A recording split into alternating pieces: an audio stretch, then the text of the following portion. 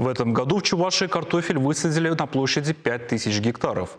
Такой объем удалось сохранить в республике, когда в других регионах производство второго хлеба снижается. Это связано с достаточно низкими ценами. Чтобы от них не зависеть, необходимо строить свои перерабатывающие предприятия и выращивать семенной материал. Опыт нашей агрофирмы «Слава картофеля» в Комсомольский район приехали изучать сельхозпроизводители из многих регионов страны.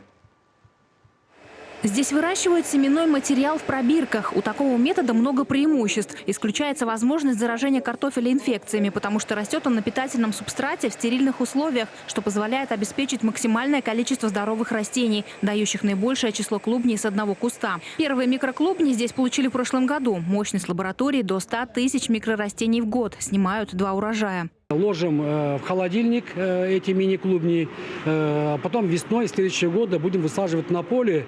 И через 5 лет мы должны получить элитные семена российских и свободных импортных сортов. На территории агрофирмы строится и новое хранилище на 4200 тонн. Это будет целый комплекс, предусматривающий не только складирование, но и переработку картофеля. Тут его будут мыть, сортировать и сразу же упаковывать для продажи. Строительство подобных сооружений сегодня в духе времени. Об этом говорят в Минсельхозе Чувашии. В прошлом году производство картофеля в республике снизилось на 23%. Аграриев не устраивали низкие цены на второй хлеб. Поэтому сельчанам, чтобы удержать угасающий интерес к культуре и сделать производство рентабельным, необходимо сделать ставку на собственную переработку.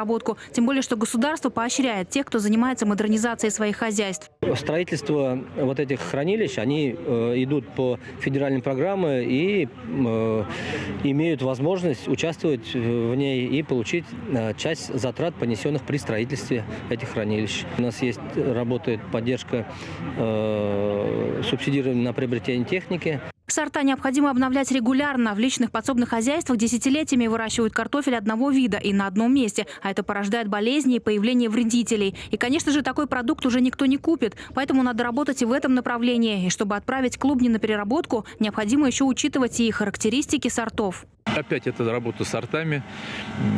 Если что касается производства крахмала, это значит, надо нам научиться производить сорта с высоким содержанием крахмала.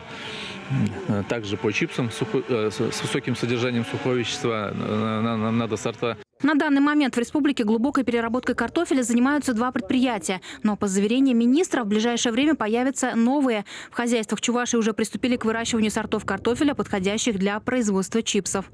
Наталья Егорова, Алексей Некин, Дмитрий Макаров. Вести Чувашия.